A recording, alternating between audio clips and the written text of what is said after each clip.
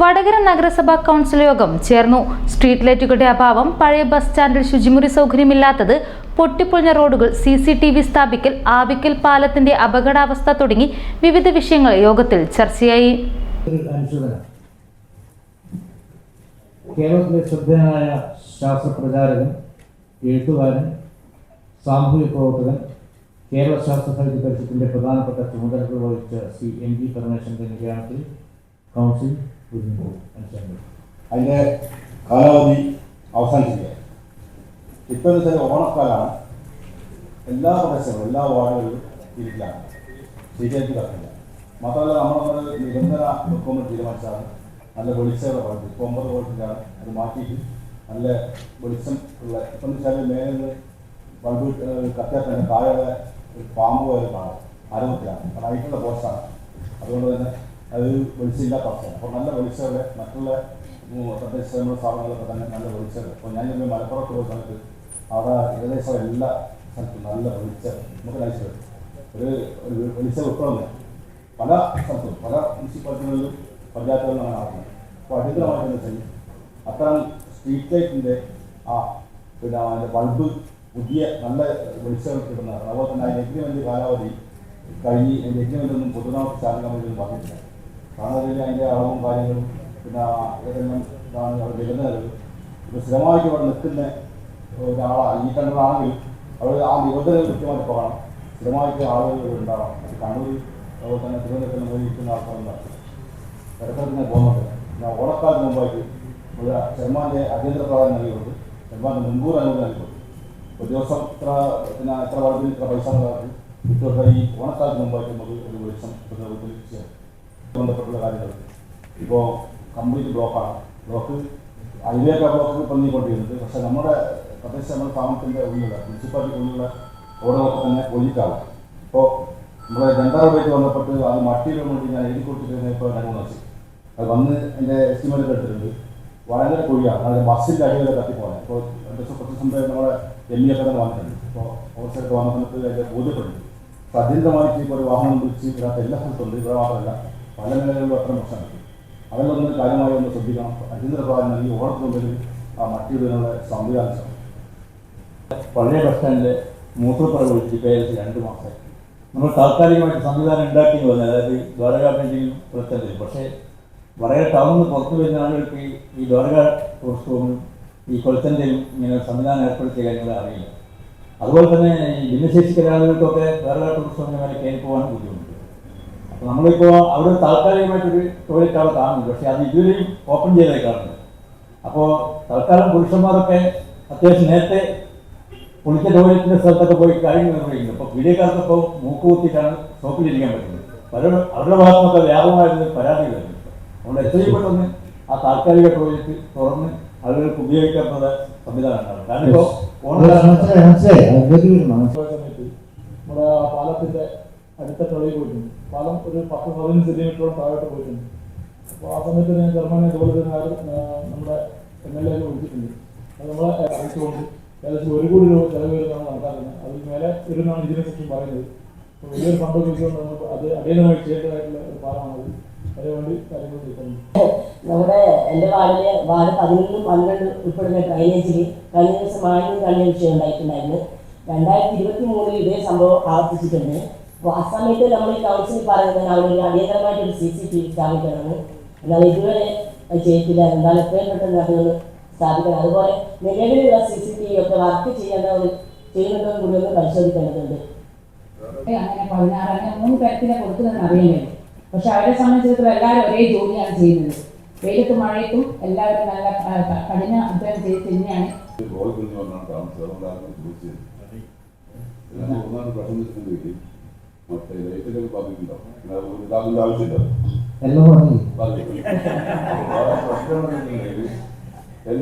Supplement അകണ്ട അതൊരു party കൊടുക്കാത്ത 48 കിട്ടണം. കഴിഞ്ഞ നിയമം തന്നെ അതെന്താണെന്ന് നമ്മൾ കൗൺസിൽ കൊടുത്തു കഴിഞ്ഞാൽ ഞാൻ ഇതുവരെ പറയുന്നില്ല.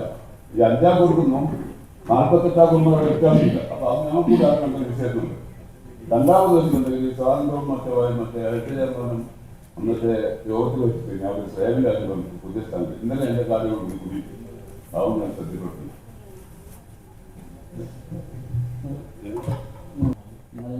ഓണപരിപാടിക്ക് വന്നപ്പോൾ ചെയർമാനോട് നേരത്തെ പറഞ്ഞിട്ടുണ്ടെങ്കിലും പിന്നെ 3 ഡോക്ടർമാരാണ് നിലവിലുള്ളത്. അതിൽ പിന്നെ കഴിഞ്ഞ മെഡിക്കൽ ഓഫീസർ സ്ഥലം മാറിപ്പോയി പുതിയ ആൾ വന്നു. ആ പുതിയ ആൾ പ്രഗ്നൻ്റാണ്. മൂപ്പരിപ്പോൾ ലീവിലാണ്. ഇപ്പം കേസ് ലീവ് കൊടുക്കുന്നതുകൊണ്ട് തന്നെ പുതിയൊരാളെടുക്കാൻ കഴിയുന്നില്ല എന്ന് പറഞ്ഞിട്ടുണ്ട്. അതുപോലെ തന്നെ ഉള്ള ഒരു അതുള്ള ഡോക്ടർ പിന്നെ മൂപ്പര് മെറ്റേണിറ്റി ലീവിലേക്ക് പോവുകയാണ്. നിലവിലൊരു ഡോക്ടറായിട്ട് ചുരുങ്ങുന്നുണ്ട്.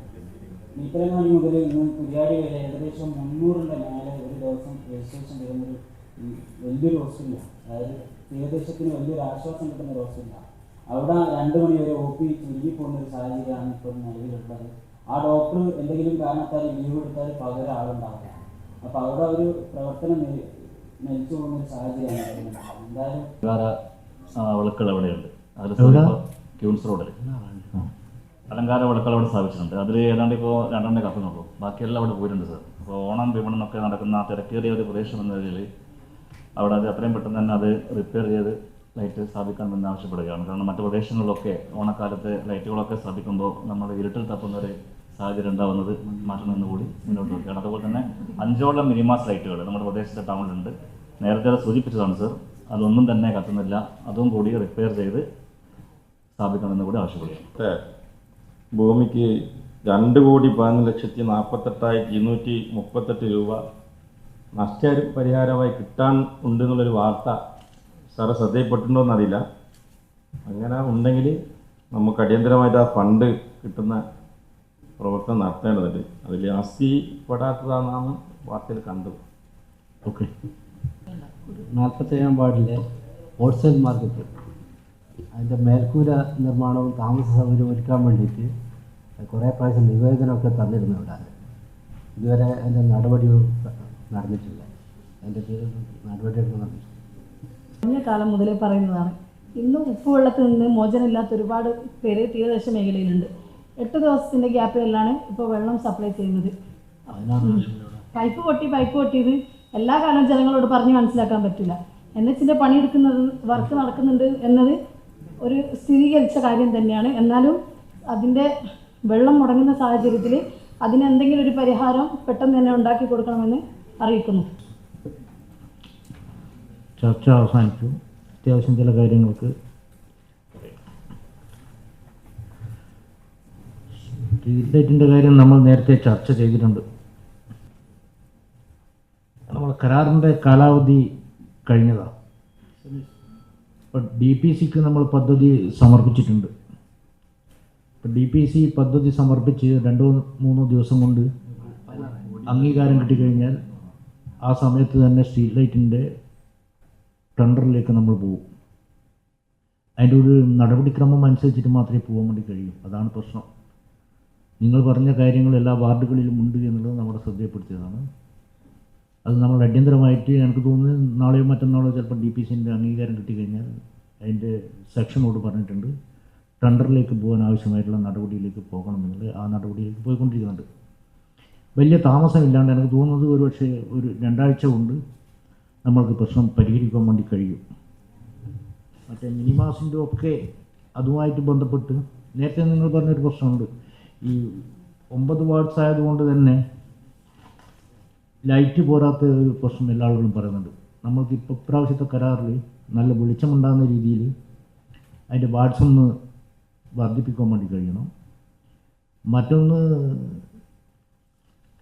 24 മണിക്കൂറും ഇതിൻ്റെ പിന്നാലെ പോകാൻ വേണ്ടി കഴിയാവുന്ന രീതിയിലുള്ള ഒരു അഗ്രിമെൻ്റ് കൂടി ഉണ്ടാകണം. നേരത്തെ എനിക്ക് തോന്നുന്നത് 3 മാസത്തിൽ ഒരിക്കലാണ് തോന്നുന്നത് അതിൻ്റെ പോകുമ്പോൾ വരേണ്ടത്. പക്ഷേ നമ്മളിവിടെ ഇനി എല്ലാ വാർഡുകളിലും ബൾബ് പോകുമ്പോൾ തന്നെ അത് റെഡിയാക്കാൻ വേണ്ടിയിട്ടുള്ള ഏർപ്പാടും കൂടി ഉണ്ടാകണം. 1 തുടങ്ങി 48 അവസാനിക്കുമ്പോഴത്തേക്കും 1 മുതൽ ഇങ്ങോട്ട് വീണ്ടും കംപ്ലീറ്റ് പോയിട്ടുണ്ടാകും. അതാണ് ഇപ്പോഴത്തെ അവസ്ഥ. അത് നമ്മൾക്ക് മാറ്റാൻ ആവശ്യമായിട്ടുള്ള കാര്യം കൂടി ചെയ്യണം. പിന്നെ ഒന്ന് MLA-മാരും MP-മാരും നമ്മൾക്ക് എന്ത് തരുന്നുണ്ട്? IMAS ലൈറ്റിലും തരുക.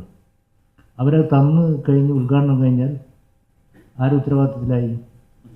മുനിസിപ്പാലിറ്റിൻ്റെ ഉത്തരവാദിത്തത്തിലായി. ബൾബ് കൊടുക്കാൻ നന്നാക്കാൻ പറയുന്നത് 80,000 റുപ്യ ഒരു പോസ്റ്റിന്.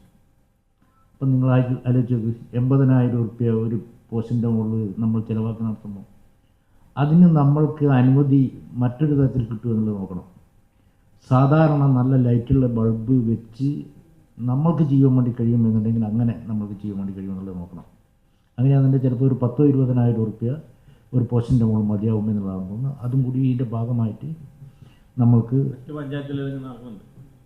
ചെയ്യുന്നുണ്ടല്ലേ? നമ്മൾക്കും അത് അങ്ങനെ ചെയ്യാൻ വേണ്ടി കഴിയുമെന്നുള്ളത് നമുക്ക് നോക്കാം. മറ്റൊന്ന് റോഡ് ബ്ലോക്കാണ്, റോഡ് പൊളിഞ്ഞിട്ടുണ്ട്. ഓ അതെ അതിൻ്റെ കണക്ടർ നമ്മൾ ഈ KCB ആയിട്ട് നിസാബി ടീച്ചറിനെ പ്രശ്നമാക്കിയാലും KCB ആയിട്ട് ബന്ധപ്പെട്ടിട്ട് 4-5 നമ്മൾ അവിടെ നിന്ന് അവരുടെ ഇല്ല, വടകരയില്ല, കോഴിക്കോടുമില്ല. അത് മുനിസിപ്പാലിറ്റിക്ക് അത് വാങ്ങാൻ വേണ്ടി കഴിയുമെന്നുള്ളത് നമുക്ക് നോക്കാം. അതെ അത് നോക്കാം. കണക്ടർ അത് നമ്മൾക്ക് നോക്കാം. ഈ കരാറ് വരുമ്പോൾ നമ്മൾക്ക് അതിൻ്റെ ഭാഗമായിട്ട് കൊണ്ടുപോകാൻ വേണ്ടി കഴിയുമെന്നുള്ളത് നോക്കാം. മറ്റൊന്ന് റോഡിൻ്റെ കാര്യം ഇപ്പം നമ്മൾ ഈ തുടങ്ങാൻ വേണ്ടി തീരുമാനിച്ചു. ഈ 1-ാം തീയതി മുതൽ നമ്മൾ ഈ റോഡിൻ്റെ എല്ലാം വർക്ക് ആരംഭിക്കുക. അതിനാവശ്യമായ രീതിയിലുള്ള HOD-മാരുടെ യോഗം ചേർന്ന് തീരുമാനിച്ച് ഊരാളുകൾക്കാരെ യോഗം വിളിച്ചു ചേർത്ത് ചർച്ച ചെയ്ത് തീരുമാനിച്ചു. മഴ ലേശം പിന്നോട്ട് പോകുന്ന അവസ്ഥയിൽ അന്നേരം തന്നെ ആരംഭിക്കാൻ വേണ്ടി തീരുമാനിച്ചിട്ടുണ്ട്.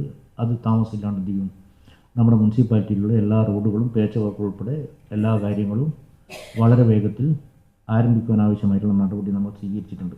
CCTV-യുമായി ബന്ധപ്പെട്ടിട്ട് നമ്മുടെ പദ്ധതിയിൽ പൈസ വെച്ചിട്ടുണ്ട്.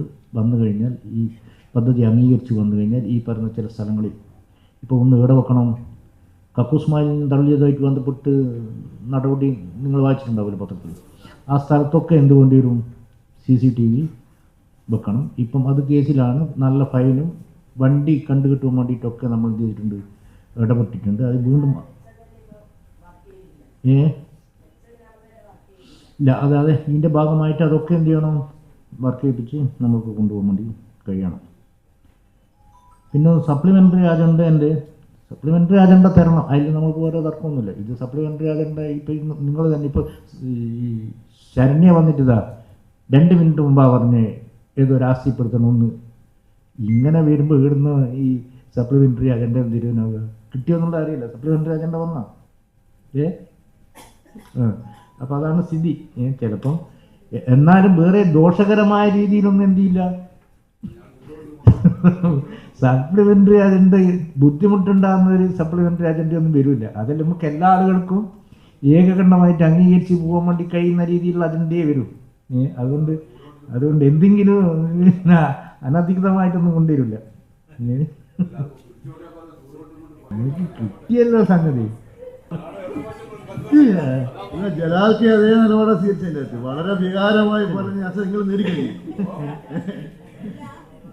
ഫൈസൽ മാഷ് പറഞ്ഞ നഗരസഭാ ഭൂമിൻ്റെ ഈ പത്രത്തിൻ്റെ വരുന്നതിൻ്റെ മുമ്പ് തന്നെ നമ്മൾ ശ്രദ്ധയിലുണ്ടായിരുന്നു.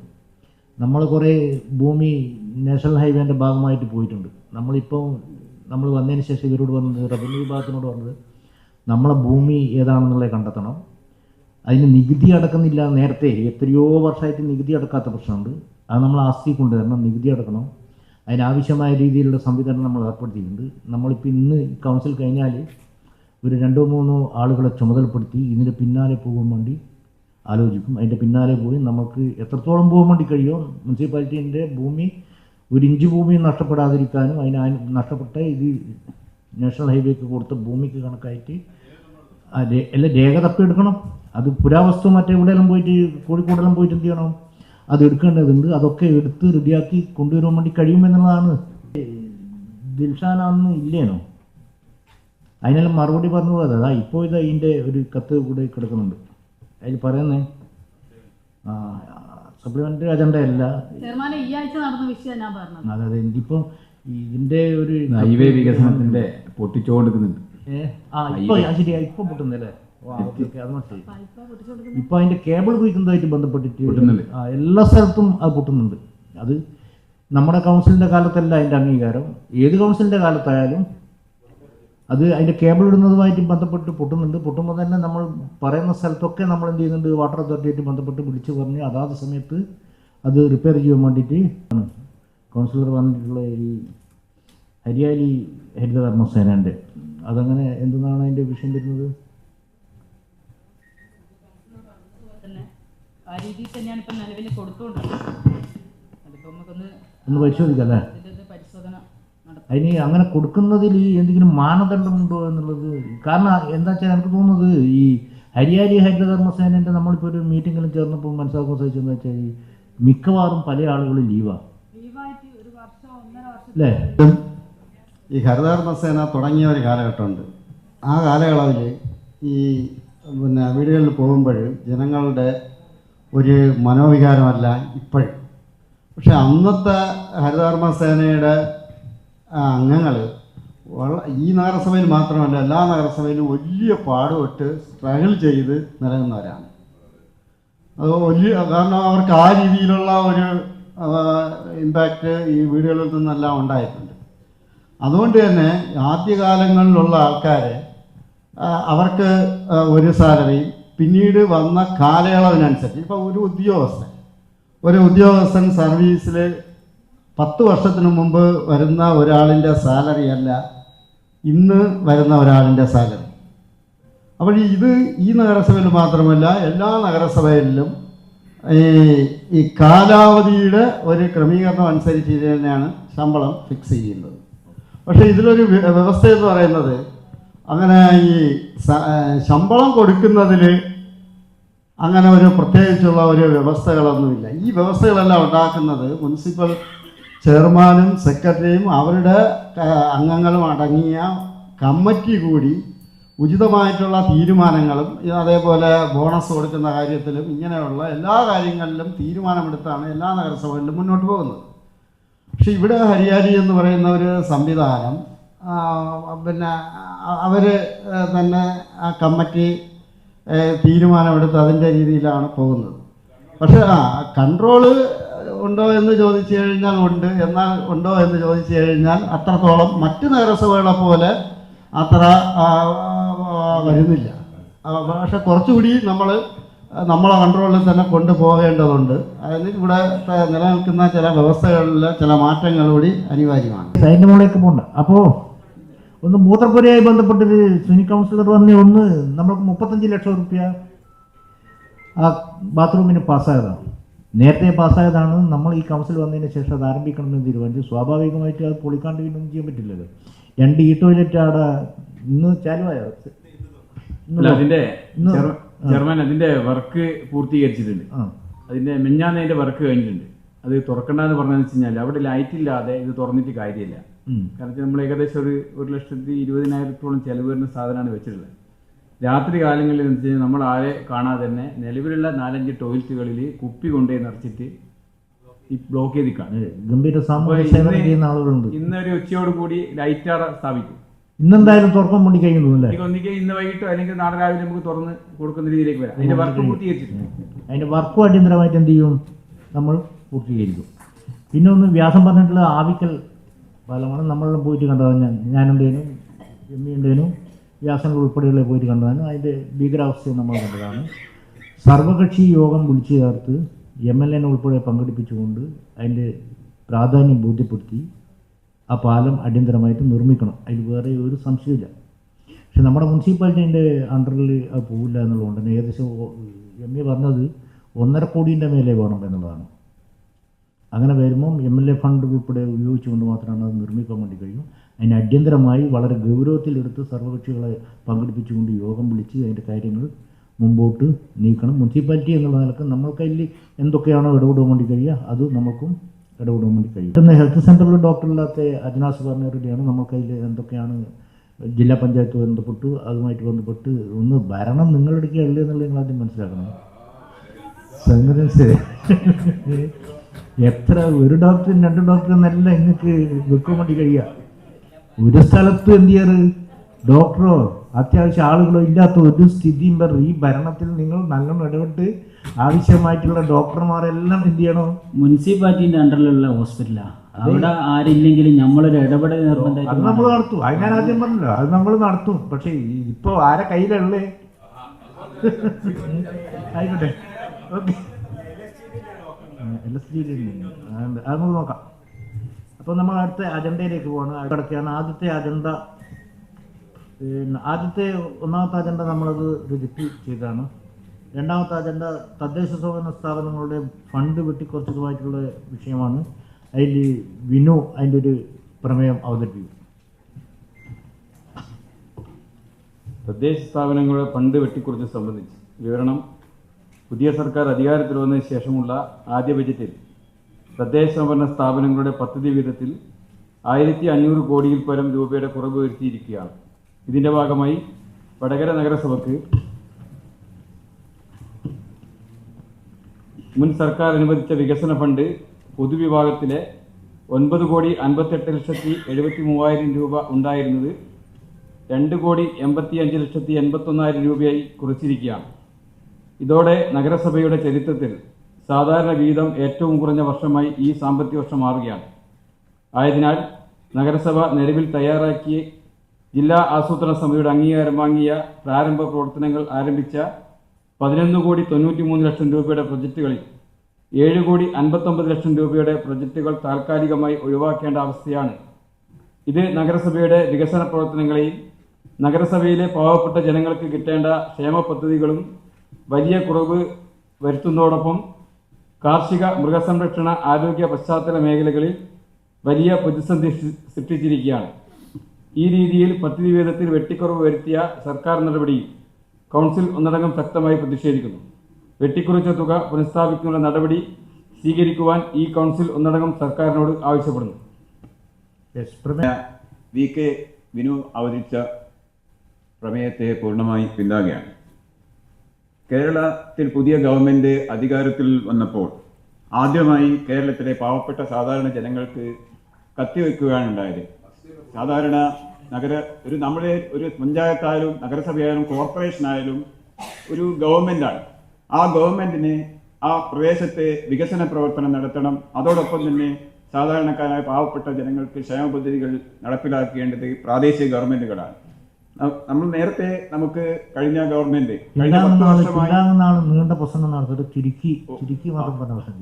കഴിഞ്ഞ 10 വർഷമായി കേരളത്തിലെ ഗവൺമെന്റ് ഏത് തദ്ദേശ സ്വയംഭരണമായാലും അത് LDF എന്നില്ല, UDF എന്നില്ല, BJP എന്നില്ല, തദ്ദേശ സ്ഥാപനങ്ങൾക്ക് അകമഴിഞ്ഞ് സഹായിച്ചിരുന്നു. പക്ഷേ ഈ ഗവൺമെന്റ് വന്നപ്പോൾ ഇത് പൂർണ്ണമായി 1500 കോടി രൂപ വെട്ടിക്കുറച്ചതിൽ ഈ അദ്ദേഹം അവതരിപ്പിച്ച പ്രമേയത്തെ പൂർണ്ണമായി ഞാൻ പിന്താങ്ങുകയാണ്. ബഹുമാനപ്പെട്ട ചെയർമാൻ, നമ്മുടെ പുതിയ മന്ത്രിസഭ വന്ന സമയത്ത് നമുക്കറിയാം, നമ്മുടെ ബഡ്ജറ്റിൽ നമ്മുടെ മുഖ്യമന്ത്രി നമ്മളോട് പറഞ്ഞത് നമ്മുടെ കേരളത്തിൽ ഒരു വിസ്മയം തീർക്കുന്ന ബഡ്ജറ്റാണെന്നാണ്.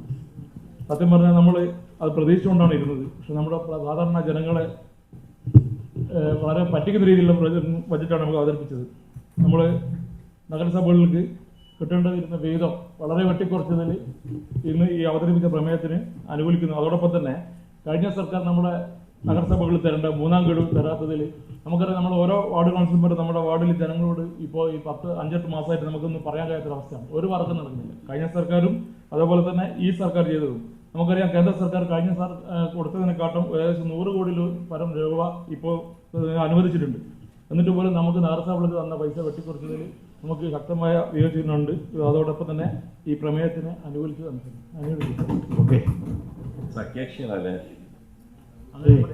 കഴിഞ്ഞ പ്രാവശ്യം വെട്ടിക്കുറച്ചതും കൂടി നമ്മൾ പറയുന്നുണ്ട്.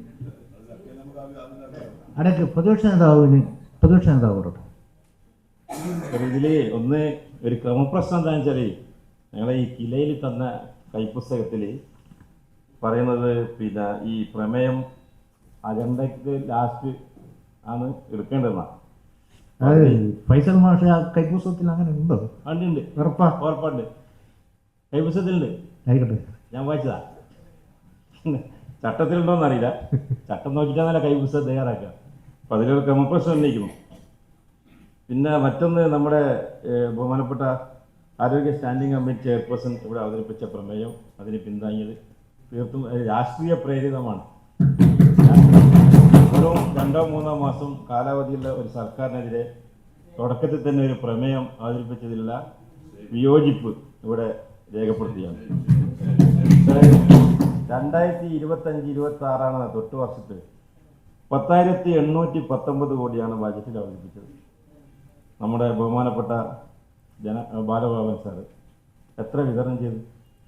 6,593 കോടി രൂപ മാത്രമേ വിതരണം ചെയ്തുള്ളൂ. 3,596 കോടി രൂപ വെട്ടിക്കുറച്ചതാണ്. സാറ് കഴിഞ്ഞ കൗൺസിലിൽ നമ്മൾ അവതരിപ്പിച്ച പദ്ധതി വിഹിതത്തിൽ ഇത് പ്രവർത്തന അംഗീകാരത്തിനും അതേപോലെ വെട്ടിക്കുറക്കാനായി 237 പദ്ധതികൾ സ്പില്ലോവർ. ഇതാരാ സ്പില്ലോവർ ആക്കിയത്? നമ്മളല്ലല്ലോ. അപ്പോൾ ഇത് തീർത്തും രാഷ്ട്രീയ പ്രേരിതമാണ്. പിന്നെ ഈ ബജറ്റിൽ വടകര നഗരസഭയ്ക്ക് 7,22,67,000 രൂപ നമ്മൾ കൊടുത്തു. 25-26 വെട്ടിക്കുറച്ചത് 2,94,97,600. ഞങ്ങളല്ല, LDF സർക്കാരാണ്. അപ്പം അതുകൊണ്ട് നിരവധി പാവപ്പെട്ട ആളുകളുടെ ക്ഷേമ പ്രവർത്തനങ്ങൾ, വികസന പ്രവർത്തനങ്ങൾ നിന്നുപോയത് മാത്രമല്ല, നമ്മളൊരു പ്രൊജക്റ്റ് ഉണ്ടാക്കി DPC അംഗീകരിച്ച് അത് പദ്ധതി നിർവഹണ ഘട്ടത്തിൻ്റെ അവസാന ഘട്ടത്തിലാണ് പൈസ കൊടുക്കാത്തത്. അത് ഈ തദ്ദേശ സ്വയംഭരണ സ്ഥാപനങ്ങൾക്ക് ഗുരുതരമായ പ്രതിസന്ധിയാണ് ഉണ്ടാക്കിയത്. 2016 മുതൽ 2026 വരെയുള്ള 10 വർഷത്തെ ഓരോ വർഷവും സാമ്പത്തിക വർഷം അനുവദിച്ച തുകയും വെട്ടിക്കുറച്ച തുകയും എൻ്റെ കയ്യിലുണ്ട്. പക്ഷെ അത്രയും സമയം ചെയർമാൻ അനുവദിക്കുമെന്നുള്ള സംശയം. 4 മിനിറ്റ് ഉള്ളൂ. 2016 മുതൽ 2016 മുമ്പ് ഒരു സർക്കാരിനെ സാർ, ആ സർക്കാർ തദ്ദേശ സ്വയംഭരണ സ്ഥാപനങ്ങൾക്ക് എത്രയാണോ ബജറ്റിൽ മാറ്റിവെക്കുന്നത് അത് തുക തുല്യമായി കൊടുത്തതാണ് ഇവിടെ രേഖകൾ പരിശോധിച്ചത്. അപ്പോൾ അത് കൊടുക്കുന്ന രീതിയുണ്ട്. ഏപ്രിൽ മാസം, ജൂലൈ മാസം, ഡിസംബർ മാസം. ഇതാണ് 3 ഗഡുക്കളായിട്ടാണ് ഫണ്ട് വിതരണം ചെയ്യുക. നിങ്ങൾ അധികാരത്തിൽ വന്നപ്പോൾ എന്താ ചെയ്തതെന്ന് വെച്ചാൽ 2ാം ഗഡു ഡിസംബറിൽ കൊടുക്കാൻ തുടങ്ങി, 3ാം ഗഡു മാർച്ചിൽ കൊടുക്കാൻ തുടങ്ങി. മാർച്ച് എന്ന് പറഞ്ഞാൽ സാമ്പത്തിക വർഷം അവസാനം. സാമ്പത്തിക അവസാനം ഫണ്ട് കിട്ടിയിട്ട് എന്താ കാര്യം? എന്നിട്ട് എന്താ ചെയ്യാന്ന് പറഞ്ഞാൽ ഒക്ടോബറിൽ ട്രഷറി പിടിക്കും. ഒക്ടോബറിൽ ട്രഷറി നിയന്ത്രണത്തിൽ 1,00,000-ൽ കൂടുതലുള്ള ബില്ല് മാറാൻ പാടില്ലെന്ന് അവിടെ നിയന്ത്രണം പോകും. ഇവിടെ ഡിസംബറിൽ ഫണ്ടില്ല, ജനുവരിയിൽ ഫണ്ടില്ല, മാർച്ചിൽ ഫണ്ട്. അപ്പോൾ ഈ രീതിയിൽ തദ്ദേശ സ്വയംഭരണ സ്ഥാപനങ്ങളെ ഗുരുതരമായ പ്രതിസന്ധിയിലാക്കി. മാത്രമല്ല, ഈ മാർച്ച് 20-നാണ് നമ്മുടെ ഈ ട്രഷറിയിൽ ക്യൂ സിസ്റ്റം വരും, ബില്ല് ക്യൂ സിസ്റ്റം. ആ ക്യൂ സിസ്റ്റത്തിലേക്ക് ഇത് മാറിക്കഴിഞ്ഞാൽ പിന്നെ ആ സാമ്പത്തിക വർഷം ഫണ്ട് കിട്ടാത്ത എത്രയോ ഇവിടെ അനുഭവങ്ങളുണ്ട്. 4,800 കോടി രൂപയാണ് കഴിഞ്ഞ 10 വർഷക്കാലത്തെ ക്യൂ സിസ്റ്റത്തിലേക്ക് പോയ ബില്ലുകൾ. ഞങ്ങളുടെ കാലത്ത് സാർ ഈ മാനദണ്ഡത്തിൽ ക്യാരി ഓവർ വെക്കാറുണ്ടായിരുന്നു. ഇപ്പോൾ ഈ സാമ്പത്തിക വർഷം വിനിയോഗിക്കാത്ത ഫണ്ട് അടുത്ത സാമ്പത്തിക വർഷത്തിൽ ക്യാരി ഓവറായിട്ട് പോകും. അത് ജൂലൈ കൊടുക്കുന്ന 2ാം ഘട്ടം നമ്മൾ കൊടുത്തിരുന്നു. നിങ്ങളെന്താ ചെയ്തത്? അതിലും ഭേദഗതി വരുത്തി. എന്താ ഭേദഗതി വരുത്തിയെന്ന് വെച്ചാൽ മാർച്ച് 31 വരെ പദ്ധതി വിഹിതം പ്രവർത്തനം നടത്തിയില്ലെങ്കിൽ ആ ഫണ്ട് തിരിച്ചുപിടി. എന്നിട്ട് അടുത്ത കൊല്ലം ബഡ്ജറ്റിൻ്റെ ആകത്തോടെ 20% അനുവദിക്കുള്ളൂ സ്പില്ലോവർ. ഈ രീതിയിൽ നമ്മുടെ പഞ്ചായത്ത് മുനിസിപ്പൽ പ്രവർത്തനങ്ങളൊക്കെ ഗുരുതരമായി പ്രതിസന്ധിയിലാക്കപ്പെടുത്തിയ ഒരു സർക്കാരാണ് സാർ കഴിഞ്ഞ കാലത്ത് കടന്നുപോയത്. അതിന് വിരുദ്ധമായിട്ടാണ് നമ്മുടെ സർക്കാർ പ്രവർത്തിക്കുന്നത്. ഇപ്പോൾ ഇവിടെ നമ്മുടെ വ്യാസം കൗൺസിലർ പറഞ്ഞു നമ്മുടെ ഫണ്ട് വെട്ടിക്കുറച്ചിൽ പിന്തുണക്കുന്നു. വ്യാസം കൗൺസിലറെ നിങ്ങളുടെ 16-ാം ധനകാര്യ കമ്മീഷൻ്റെ 5% ഉൾപ്പെടെ കിട്ടുമെന്ന് പ്രതീക്ഷ ഉണ്ടായിരുന്നു. 2026-27 ആദ്യ ബഡ്ജറ്റ് നമ്മുടെ ധനമന്ത്രി ബാലഗോപാൽ അവതരിപ്പിക്കുന്നത്.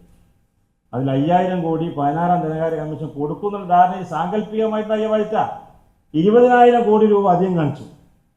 ഇതൊക്കെ കാണിച്ച് അങ്ങനെ അത് ഗവൺമെൻറ് മാറിയപ്പോൾ അത് റിവിഷൻ ചെയ്തു നോക്കുമ്പോൾ 20,000 കോടി കാണില്ല. 20,000 കോടി കാണാതാവുമ്പോൾ ചെലവിൽ കാണിക്കണ്ടേ? ഇത് വരവിൽ കാണിച്ച് 20,000, അതേപോലെ ചെലവിലും കാണിച്ചു. 20,000 കാണുന്നില്ല. അതുകൊണ്ട് ഇതിനും വെട്ടിക്കുറക്കേണ്ടി വന്നതാ. അതുകൊണ്ടാണ് നമുക്ക് ഈ തവണ വെട്ടിക്കുറക്കേണ്ടി വന്നത്. പക്ഷെ ഒരു കാര്യം പറയാം സാർ, ഞങ്ങൾ വെട്ടിക്കുറച്ചാൽ തരുന്ന പൈസ എത്രയാണോ ഞങ്ങൾ തരാൻ ഉദ്ദേശിച്ചത് ആ പൈസ കൃത്യമായി അല്ലാണ്ട് തരുമെന്ന് പറഞ്ഞ് ബജറ്റ് ഉണ്ടാക്കി DPC തയ്യാറാക്കി എല്ലാം ചെയ്ത് കരാർ വരെ എഗ്രിമെൻ്റ് ആക്കിയിട്ട് അവസാനത്താക്കി പൈസ ഇല്ല. പൈസ എത്ര പ്രശ്നം. ഞാൻ ഇതൊന്ന് വായിച്ചു സർ. ക്യാൻസർ രോഗികൾക്ക്, കിഡ്നി രോഗികൾക്ക്, പാവപ്പെട്ട രോഗികൾക്ക് കൊടുക്കേണ്ട പൈസ യഥാസമയത്ത് കൊടുക്കണമെങ്കിൽ നിങ്ങൾ ഇത് ഈ സാധനം വായിച്ചോക്കെ. ആരാ ഇതിൻ്റെ ഈ പ്രസിഡന്റ് ഉണ്ടാക്കിയത്? ഞങ്ങളാണ് ഈ പഞ്ചായത്ത് രാജ് ഉണ്ടാക്കിയത്. ഞങ്ങൾ ഇതിനെ നല്ല സംരക്ഷിച്ച് മുന്നോട്ട് കൊണ്ടുപോകും. 5 കൊല്ലവും കൃത്യമായ ഫണ്ട് കിട്ടും. ഇപ്പൊ പ്ലാൻ ഫണ്ട് കിട്ടില്ല എന്നാണ്ടോ, CFC ഫണ്ടും എയ്ഡ് ഫണ്ടൊക്കെ കൃത്യമായി കിട്ടും. അതുകൊണ്ട് ബഹുമാനപ്പെട്ട ആരോഗ്യകാര്യ സ്റ്റാൻഡിംഗ് കമ്മിറ്റി ചെയർപേഴ്സൺ അവതരിപ്പിച്ച ഈ പ്രമേയത്തിന് വിയോജനക്കുറിപ്പ് വായിക്കാണ്. വടകര നഗരസഭാ കൗൺസിൽ 19/8/2026 അജണ്ടയിൽ പരിഗണിക്കുന്നതും ആരോഗ്യകാര്യ സ്റ്റാൻഡിംഗ് കമ്മിറ്റി ചെയർപേഴ്സൺ ബഹുമാനപ്പെട്ട ശ്രീ VK വിനു അവതരിപ്പിക്കുന്ന പ്രമേയം രാഷ്ട്രീയ പ്രേരിതമായതിനാൽ പ്രസ്തുത പ്രമേയത്തിൽ താഴെ പേരെഴുതി ഒപ്പിടുന്ന കൗൺസിലെ സ്ഥിതിനാൽ വിയോജനക്കുറിപ്പ് രേഖപ്പെടുത്തുന്നു. 2025-26 കേരള സർക്കാർ ബജറ്റിൽ തദ്ദേശ സ്വയംഭരണ സ്ഥാപനങ്ങൾക്ക് 10,819 കോടി രൂപ വകയിരുത്തുകയുണ്ടായി. പദ്ധതി നിർവഹണ ഘട്ടത്തിൽ 6,593 കോടി മാത്രമാണ് അനുവദിച്ചത്. മൂന്നാം ഗഡു ഉൾപ്പെടെ 3,596 കോടി രൂപ പദ്ധതി വിഹിതത്തിന് വെട്ടിമാറ്റി. വടകര നഗരസഭയിലേക്ക് അനുവദിച്ച 7,22,06,700 കോടിയിൽ നിന്ന് 2,94,97,600 രൂപ വെട്ടിക്കുറച്ചത് കാരണം പ്രൊജക്റ്റുകൾ സ്പില്ലോവർ ആകുകയും പാവപ്പെട്ട ജനങ്ങൾക്ക് കിട്ടേണ്ട ക്ഷേമ പദ്ധതികളെല്ലാം താളം തെറ്റുകയും അധികാര വികേന്ദ്രീകരണം അട്ടിമറിക്കപ്പെടുകയും ചെയ്ത സാഹചര്യം പിണറായി സർക്കാരിന്റെ കാലത്തുണ്ടായി. പുതിയ സർക്കാർ പ്ലാൻ ഫണ്ട് അനുവദിക്കുന്നത് മാത്രം ബജറ്റിൽ വകയിരുത്തി സ്പില്ലോവർ പദ്ധതിക്ക് പണം അനുവദിച്ചതും CFC ഫണ്ട് വർദ്ധിപ്പിച്ചതും VD സതീശൻ സർക്കാരിനെ അഭിനന്ദിക്കുന്നു. ഈ ഒരു പ്രമേയം വടകര നഗരസഭയിലെ ജനങ്ങളുടെ വികാരവും മനസ്സുമാണെന്നാണ് എനിക്ക് പറയാനുള്ളത്. കാരണം നമ്മൾ ഏതൊരു വർഷവും 26-27 കഴിഞ്ഞ ഗവൺമെന്റിന്റെ കാലത്ത് അല്ല, ഒരു സെക്കൻഡ്, നിങ്ങൾക്ക് ഞാൻ ഒരു അവസരം തരികയാണ്. ചുരുങ്ങിയ 1-2 മിനിറ്റിനുള്ളിൽ അവസരം. നേരത്തെ ഞാൻ ഫൈസൽ മാഷുമായിട്ട് സംസാരിച്ചില്ല ആരൊക്കെയാണ് പ്രതിപക്ഷത്തു നിന്ന് സംസാരിക്കുന്നത്. അങ്ങനെയാണെങ്കിൽ സംസാരിക്കുന്ന ആളുകളെ ലിസ്റ്റ് തരണം എന്നുള്ളത് പറയുന്നു. അപ്പോൾ ഓക്കെ. അപ്പോൾ കഴിഞ്ഞ സർക്കാരിൻ്റെ കാലത്ത് മാർച്ച് മാസത്തിലാണ് 3-ാം ഗഡു അനുവദിക്കുന്നത്. പക്ഷെ ആ 3-ാം ഗഡു അനുവദിക്കാത്തതുകൊണ്ട് തന്നെ കഴിഞ്ഞ പദ്ധതി വിഹിതത്തിൽ വലിയൊരു പ്രശ്നം നേരിട്ടുണ്ട്. കാരണം നമുക്കറിയാം, കഴിഞ്ഞ പ്രാവശ്യം നമ്മുടെ മുനിസിപ്പാലിറ്റിയുടെ ചരിത്രത്തിൽ ആദ്യമായിട്ടാണ് ലോൺ ഫണ്ട് എന്ന് പറഞ്ഞൊരു ഫണ്ട്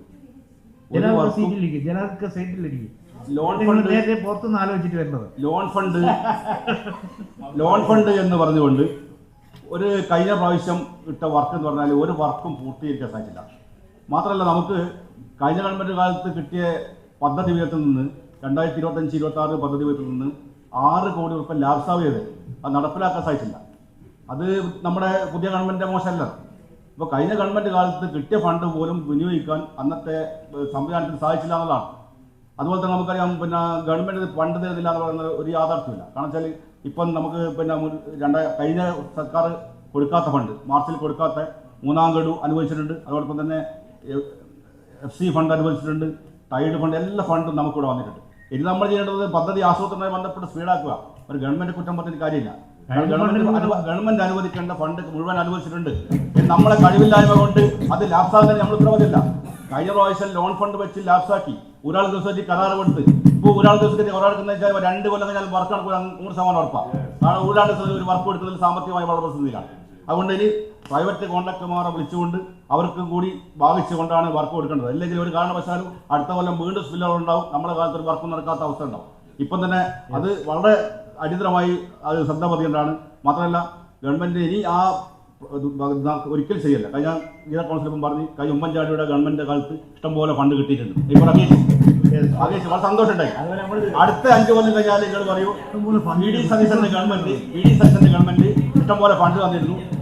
ഇപ്പം സർക്കാരാണ് ഫണ്ട് കൊടുക്കാതെ. അധികം സാധാരണ രാഷ്ട്രീയമാണ്.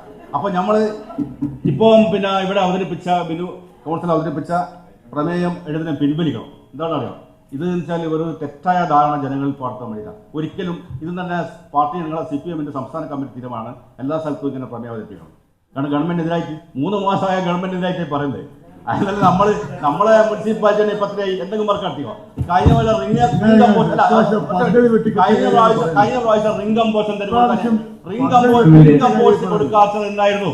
ഫണ്ടില്ലാത്തതുകൊണ്ടല്ലേ എല്ലാ കൗൺസിലർമാരും പഴയ കൗൺസിലർമാരും നാട്ടിൽ ഇങ്ങോട്ട് അവസ്ഥ ഉണ്ട്. അവരൊക്കെ തന്നെ പൈസ വാങ്ങിച്ചു റിംഗ് കമ്പോസിന് വേണ്ടി. റിംഗ് കമ്പോസിന് തിരിച്ചു കൊടുക്കേണ്ട അവസ്ഥ ഒന്നുമില്ല. എന്തുകൊണ്ടാ? ഫണ്ടില്ല. എന്തുകൊണ്ട് അവിടെ കഴിഞ്ഞ ഗവൺമെന്റ് ആരോ വെച്ച് മുനിസിപ്പാലിറ്റി ഭരിക്കുന്നു അടുത്ത വർഷം, സംസ്ഥാനം ഭരിക്കുന്നു അടുത്ത വർഷം. ഇപ്പൊ നേരത്തെ ബി ജെ പിന്റെ ഫണ്ട് ഇപ്പോൾ എത്ര ഫണ്ടാ പല സൊസൈറ്റികൾ കൊടുക്കാത്ത? ഊരാള് സൊസൈറ്റികൾ കോടിക്കണക്കിന് രൂപ കൊടുക്കാൻ ബാക്കിയുള്ള ഊരാള് സൊസൈറ്റി വർക്കെടുക്കാത്ത ഊരാള് സൊസൈറ്റി വർക്കെടുക്കുന്നുണ്ട്. കേന്ദ്ര ഗവൺമെന്റ് ഒരുപാട് പൈസ കൊടുക്കുന്നുണ്ട്. അതാണ് സംഭവം.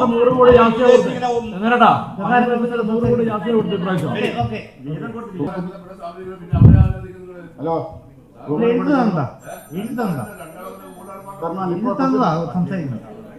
സർക്കാർ വന്നതിന് ശേഷം ആവശ്യമായ ഫണ്ട് കിട്ടാത്തത് കൊണ്ടാണ് ഇങ്ങനെ ഒരു അജണ്ട വെച്ചിരിക്കുന്നത്. ഗംഗാധരകുമാർ ഗംഗാധരൻ പറയുന്ന പോലെ ഇത് എല്ലാത്തൊരു കാര്യങ്ങളല്ല, ഉള്ള കാര്യം തന്നെയാണ് പറഞ്ഞിരിക്കുന്നത്. ഫണ്ട് ആവശ്യമായി കിട്ടിയിട്ടുണ്ടെങ്കിൽ ഇങ്ങനെ ഒരു ഇത് വെക്കേണ്ട ആവശ്യം വരില്ലല്ലോ.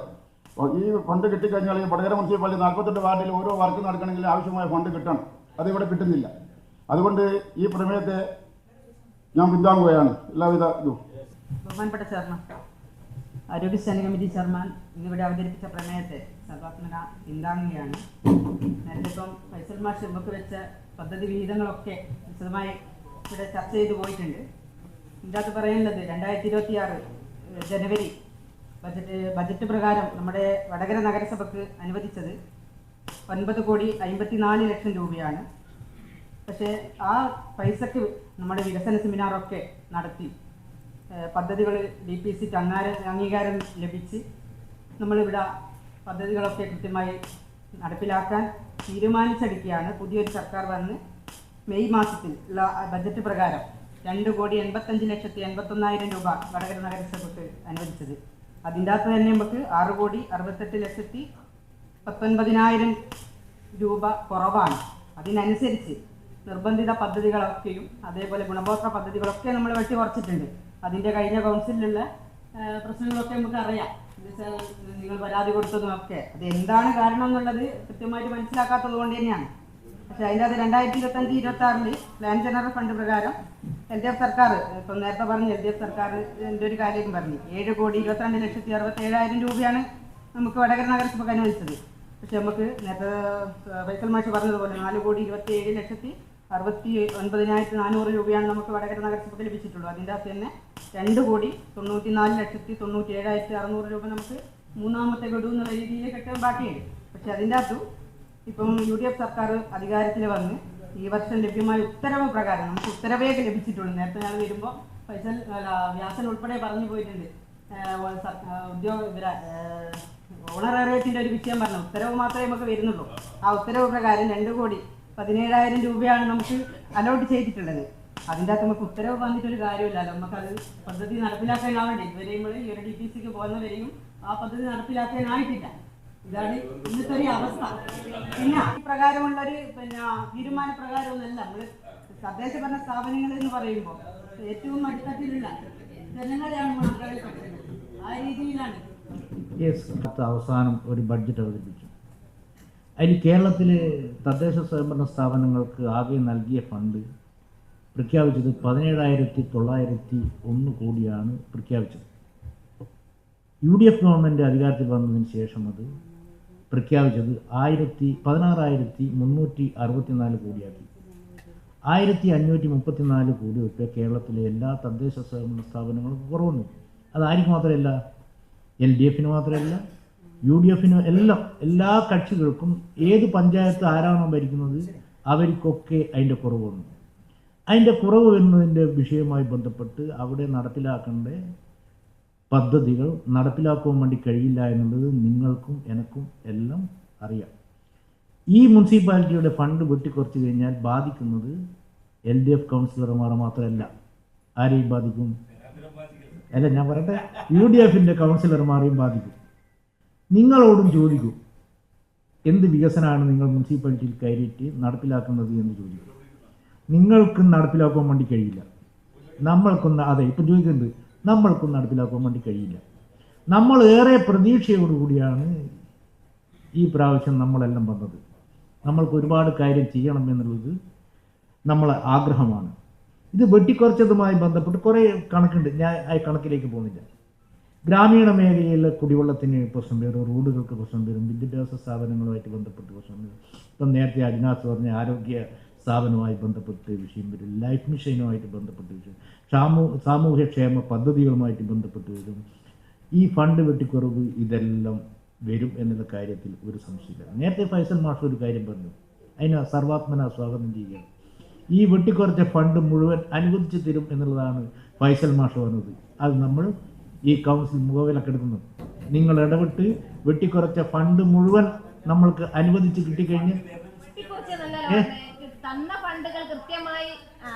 നിങ്ങൾ പറയുന്ന നേരത്തെ നിങ്ങൾ പറഞ്ഞ ഇവിടെ ഇപ്പം വെട്ടിക്കുറിച്ച പദ്ധതിയെ പറ്റിയ ചർച്ച, വെട്ടിക്കുറിച്ച പദ്ധതി ഇല്ലാതെ ഇവിടെ പ്രമേയം പാസ്സാക്കി.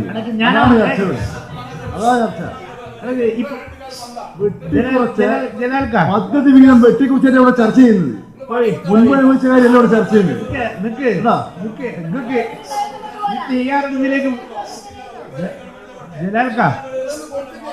ഈ തയ്യാറെടുപ്പിലേക്ക് അയക്കില്ല. ഇവിടെ പ്രമേയം അവതരിപ്പിച്ച്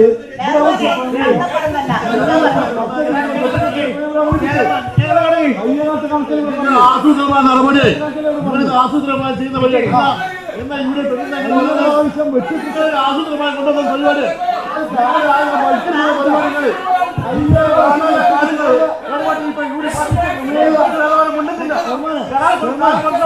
പരിപാടികൾ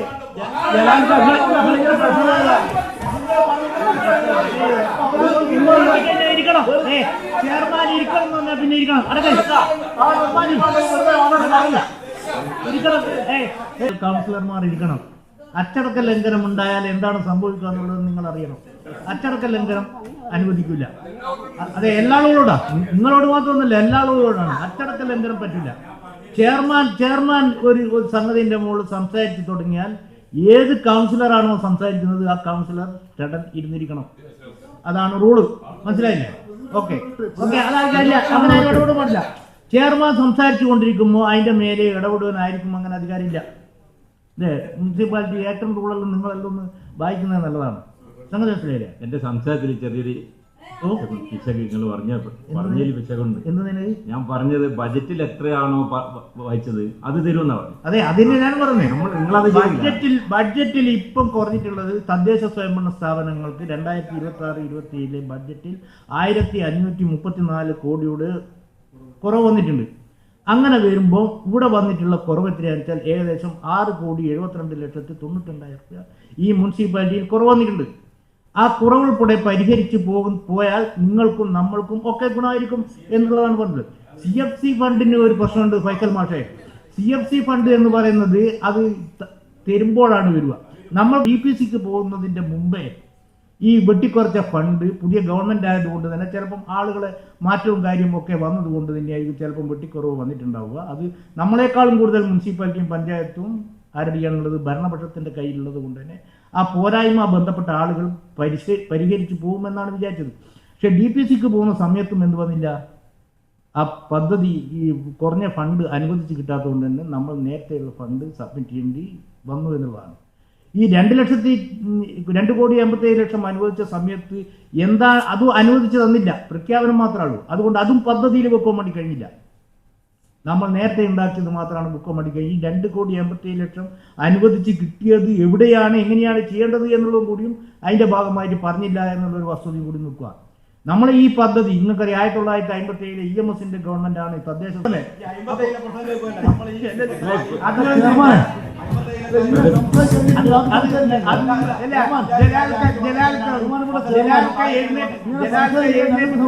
എന്നുള്ള പറയുന്നത് ഞാൻ കേൾക്കുന്നുണ്ട്. അല്ല, ഞാനതിനെ കൊണ്ട് പ്രമേയത്തിന് വോട്ടിനിടുകയാണ്. ഒതുക്കുന്ന അനുകൂലിക്കുന്ന ആളുകൾ കൈബന്ധിച്ച് അനുകൂലിക്കണം. അതെ, കൈബന്ധിച്ച് അനുകൂലിക്കണം.